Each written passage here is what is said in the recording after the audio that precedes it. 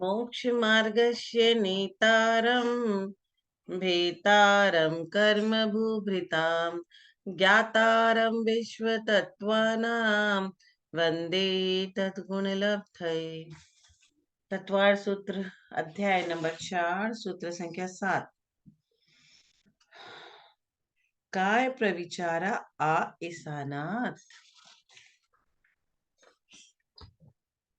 आ ईसानात मतलब ईशान स्वर्ग पर्यंत के देव, अर्थात भवनवासी व्यंतर ज्योतिषी तथा पहले दूसरे स्वर्ग के देव। काय प्रविचारा मतलब अपनी अपनी देवियों के साथ मनुष्यों के समान शरीर से काम सेवन मैथुन करते हैं।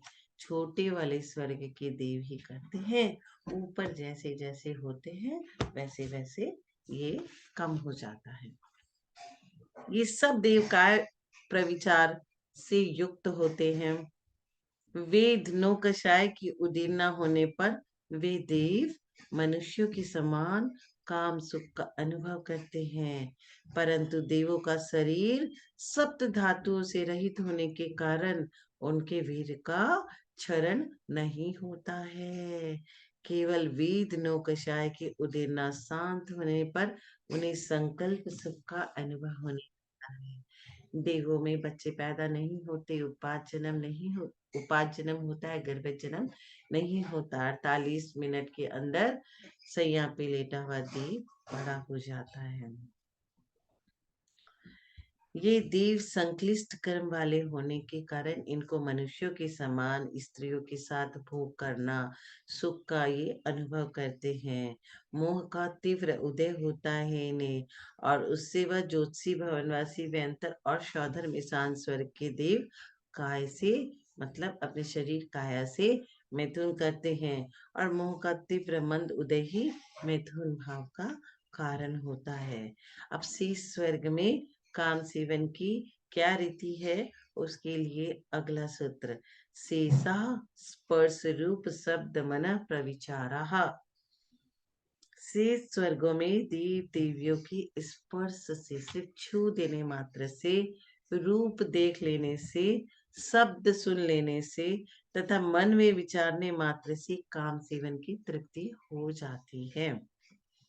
शेष स्वर्ग मतलब सानत कुमार से अच्युत स्वर्गों में क्रमशः सानत कुमार एवं महेंद्र स्वर्ग के देव देवियों के स्पर्श छूने मात्र से परम प्रीति की प्राप्ति हो जाती है।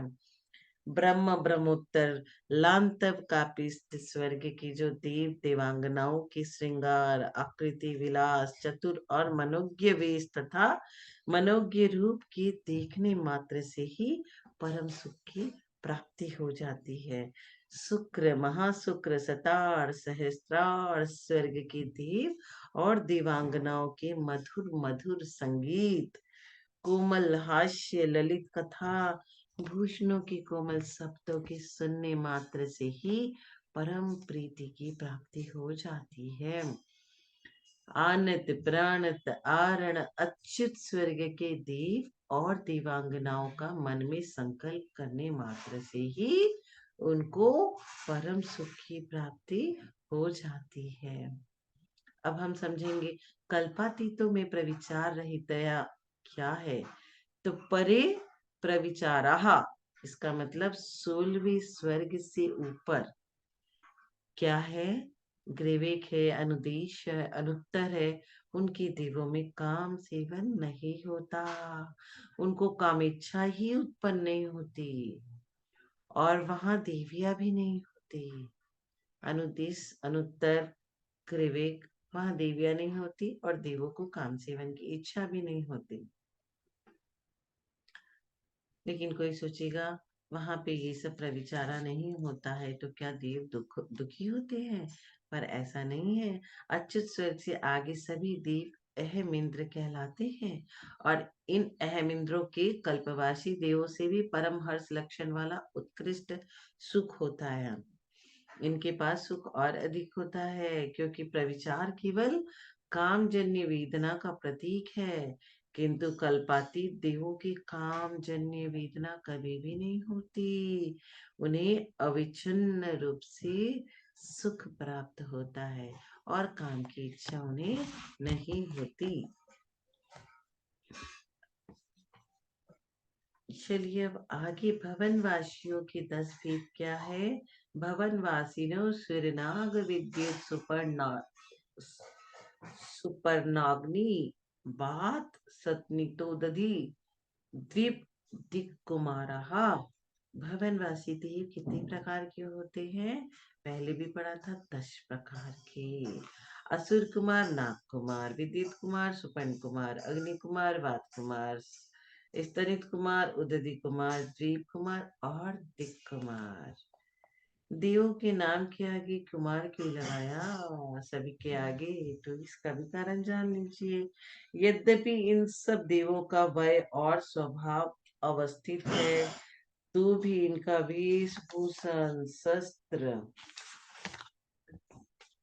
वाहन, क्रीड़ा ये सब कुमारों के समान होती है। इसलिए सब भवनवासी देवों में कुमार शब्द लगे हैं।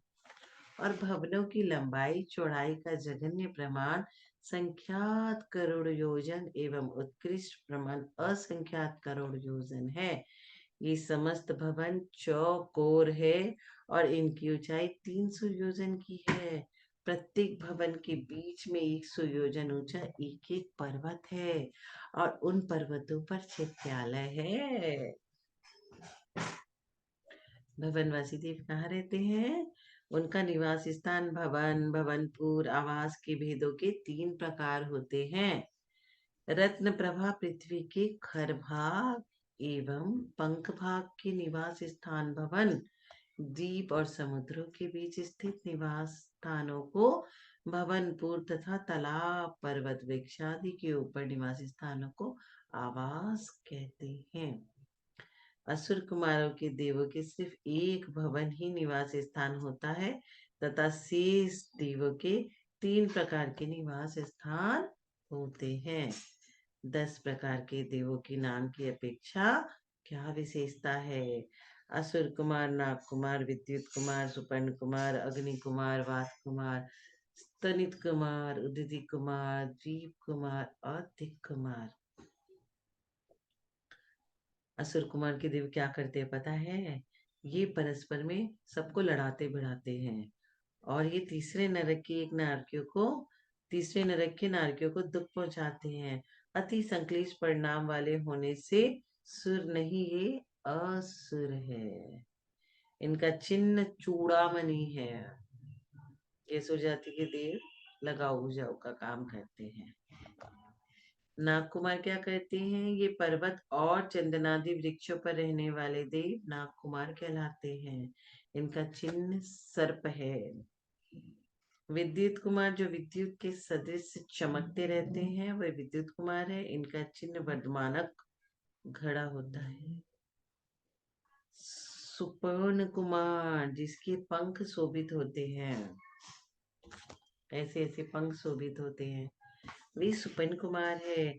इनका चिन्ह गरुड़ है। देवों के पंख नहीं होते, यह व्युत्पत्ति अर्थ है। वे अपनी विक्रिया से सुंदर पंख बना लेते हैं विक्रिया से। अग्नि कुमार देव किसे कहते हैं। जो पाताल लोक को छोड़कर क्रीड़ा करके ऊपर आते हैं वे अग्नि कुमार है। इनका चिन्ह कलश होता है। वात कुमार जो तीर्थंकर के विहार मार्ग को शुद्धि करते हैं, इनका चिन्ह अश्व है। तीर्थंकर जब जाते हैं तो उनके मार्ग को विहार जो जहाँ जहाँ करते हैं ये शुद्धि करते हुए जाते हैं। इनका नाम है वात कुमार। इनका चिन्ह है अश्व। स्तनित कुमार जो शब्द को उत्पन्न करते हैं अथवा जिनके शब्द उत्पन्न होता है, इनका चिन्ह वज्र है। उदधि कुमार जो समुद्र में क्रीड़ा करते हैं, समुद्र को धारण करते हैं, इनका चिन्ह मकर है। जो द्वीप में क्रीड़ा करते हैं जिनका चिन्ह हाथी है उसे द्वीप कुमार कहते हैं। और जो दिशाओं में क्रीड़ा करते हैं उनका चिन्ह शेर है। ये सारे चिन्ह देवों के मुकुटों में होता है। चिन्हों से ही देव पहचान में आते हैं। इन्हें दिक कुमार कहते हैं। तो 10 प्रकार देवों के नाम की अपेक्षा विशेषता सब 10 देवों के हमने पढ़ लिए। अब इनकी शक्ति देखें तो 10,000 वर्ष की आयु वाला देव। देव में भी तो आयु नरकों की तरह है। पहले नरक की आयु जगन्य आयु 10,000, उत्कृष्ट आयु 1 सागर, 33 सागर तक है ना। एक नरक की जो उत्कृष्ट आयु, दूसरे नरक की जगन्य आयु है। तो भवनवासी देवों की शक्ति क्या है? 10,000 वर्ष की आयु वाला देव 100 मनुष्य को मारने व पोसने तथा 150 धनुष प्रमाण लंबे चौड़े क्षेत्र को अपने हाथों से विशिष्ट करने तथा उखाड़ने में समर्थ होते हैं। एक पल्ले की आयु वाला देव 6 खंड की पृथ्वी को उखाड़ने अथवा वहां रहने वाले मनुष्य तिर्यंचों को मारने या पोषण करने समर्थ होता है। ये चाहे तो किसी का बुरा करे, ये चाहे तो किसी का पालन पोषण करे। देवों की विक्रिया क्या होती है?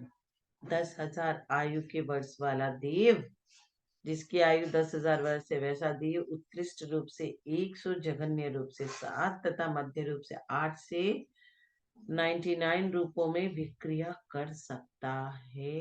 विक्रिया कर करके विक्रियक शरीर बना बना के कहीं कहीं पहुंच जाते हैं ये लोग।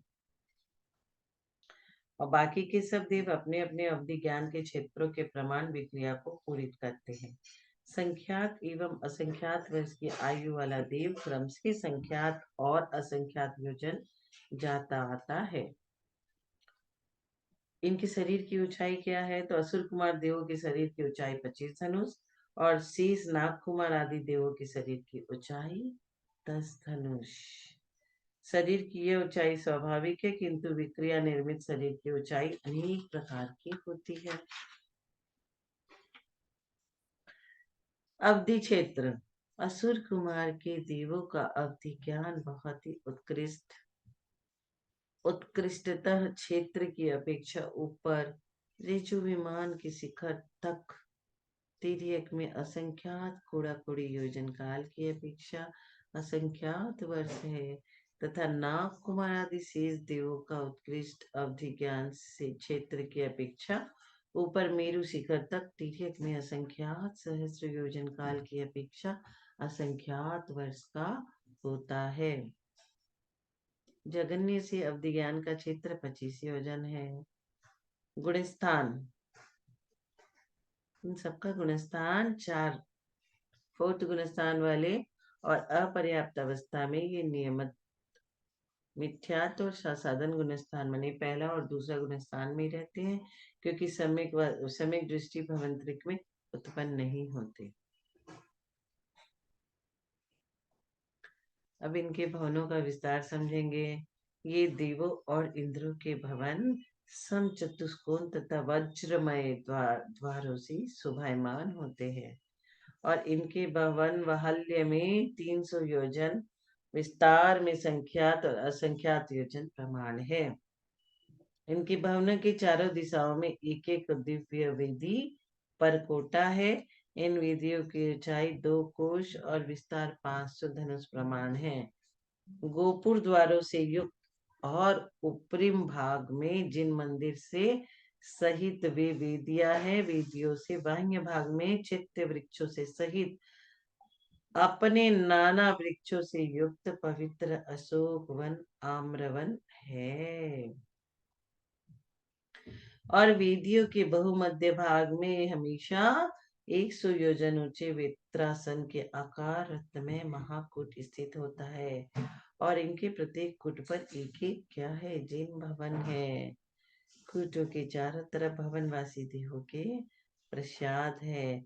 सारे भवन 7, 8, 9, 10 आदि भूमिया मंजिलों से भूषित जन्मशाला, भूषणशाला, मिथुनशाला, ओलकशाला, परिचर्या गृह और सामान्य गृह, गर्भगृह, कदली गृह, चित्रगृह, आसन गृह, नाद गृह और लता गृह, ये सब गृह विशेषों से सहित पुष्करिणी वापी कूप, इनके समूह से युक्त गवाक्ष कपाटों से सुशोभित नाना प्रकार की पुतलिका सहित अनादि निधन होते हैं। दिव्या श्री पहले और दूसरे स्वर्ग में होती है, ऊपर वाले स्वर्ग में नहीं जन्मती, लेकिन ऊपर वाले के देव नीचे से देवियों को ले जाते हैं। भवनों में देवों की बस्ती संख्यात योजन विस्तार वाले भवनों तथा असंख्यात योजन विस्तार वाले भवनों में संख्यात और असंख्यात देव रहते हैं।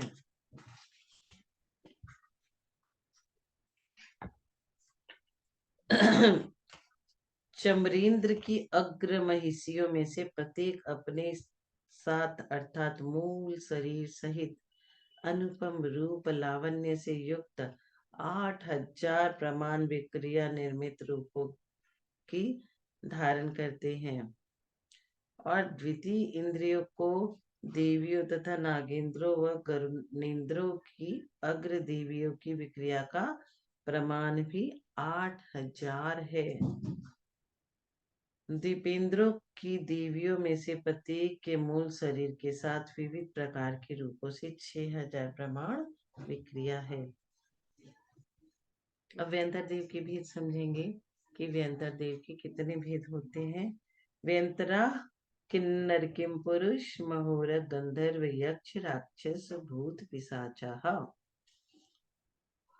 व्यंतर देवों के 8 भेद।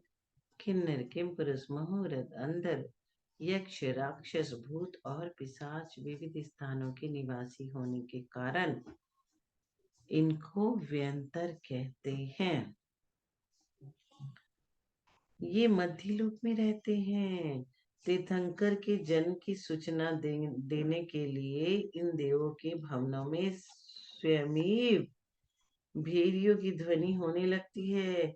इनका सर्वत्र गमनागमन रहता है। द्वीपों और समुद्रों की अभ्यंतर स्थिति का इन्हें ज्ञान होता है। ये समतल भूमि से 20 योजनों पर विचार्थ पर्वत के इसी नाम के नगर में रहते हैं। किन्नर तीर्थंकर के कल्याणोत्सव में मांगलिक गीत गाते हुए ये देव सेना में सबसे आगे आगे चलते हैं और गान में रति करने वाले किन्नर हैं। ये किम पुरुष किसे बोलते हैं? ये मैथुन में रुचि रखने वाले किम पुरुष कहलाते हैं।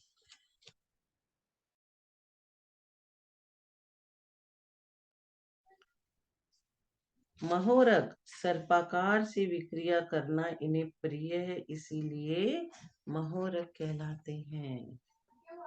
गंधर्व इंद्रादिकों के गायकों को गंधर्व कहते हैं। यक्ष जिनके लोभ की मात्रा बहुत अधिक होती है, जो भंडागार में नियुक्त किए जाते हैं, वे यक्ष कहलाते हैं। जो जिनेन्द्र देव के जन्माभिषेक के समय सप्तनीक मनोहर गीत गाते हैं, वे यक्ष कहलाते हैं। जिन्हें भीषण रूप की विक्रिया करना प्रिय है, वे राक्षस कहलाते हैं। और जो खोटे मनुष्य को चाहने के कारण किन्नर कुत्सित पुरुषों की कामना करने के कारण किम पुरुष और मांस खाने से पिशाच आदि कारणों में ये संज्ञा इन्हें क्यों दी जाती है? व्यंतरों में किम पुरुष आदि की क्रिया निमित्तक संज्ञा मानना उचित नहीं होता। यह सब तो देवों का अपरिनिर्वाद है। ये देव पवित्र वैकृत शरीरधारी होते हैं। ये कभी असुचि औदारिक शरीर वाले मनुष्य आदि की कामना नहीं करते और न मांस मदिरा आदि के खान पान में ही प्रवृत्त होते हैं। लोक में जो व्यंतरों की मांस आदि ग्रहण की प्रवृत्ति सुनी जाती है, वह केवल उनकी क्रीड़ा मात्र है। उनके तो मानसिक आहार होता है। आहार का अंतराल पल्य प्रमाण की आयु से युक्त देवों के आहार का अंतराल 5 दिन और 10,000 वर्ष प्रमाण आयु वाले के आहार काल का अंतराल 2 दिन मात्र जानना चाहिए। व्यंतर देवों में जो पल्य प्रमाण आयु से युक्त होते हैं, वे 5 मुहूर्त अंतराल में और जो 10,000 वर्ष प्रमाण आयु से युक्त होते हैं वे 7 श्वास अंतराल काल में श्वास लेते हैं।